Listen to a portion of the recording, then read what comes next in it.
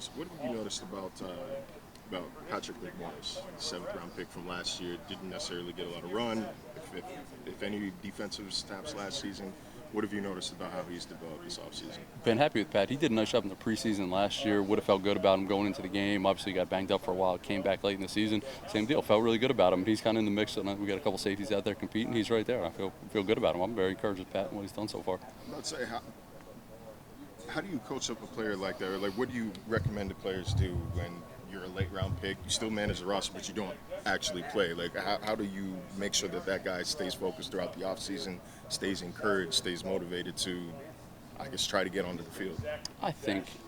I would say first with Pat, like Pat's a pretty mature individual. He sees the big picture. I'd be lying if I said I had to do a lot with Pat for any of that. Same with Slow. Like Pat's really locked in, been locked in from day one. He kind of understands the big picture.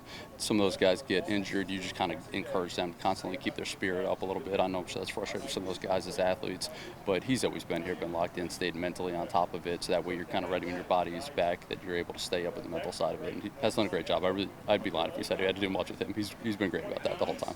You mentioned Pat's in the mix. We've been told by don't sleep on Elijah Campbell. You guys obviously brought in Iffy and Ashton Davis as free agents. Would you describe it as it's 4 guys all with a shot at the 2 starting safety spots? Absolutely. Yep, and we try to make that picture clear to them that we're going to go out there and compete and let the best 2 play.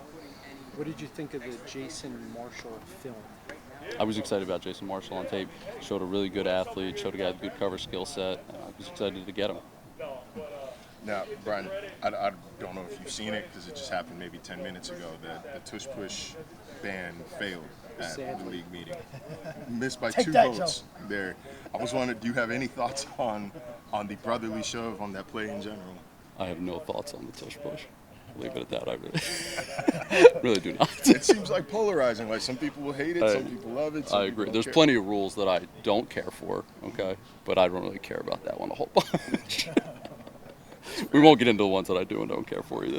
I was about to say that was. Yeah, but that's interesting. I didn't know that it failed. Okay, failed by 2 votes, even the revised version. Interesting. 22 to 10 or something like that. Okay, gotcha.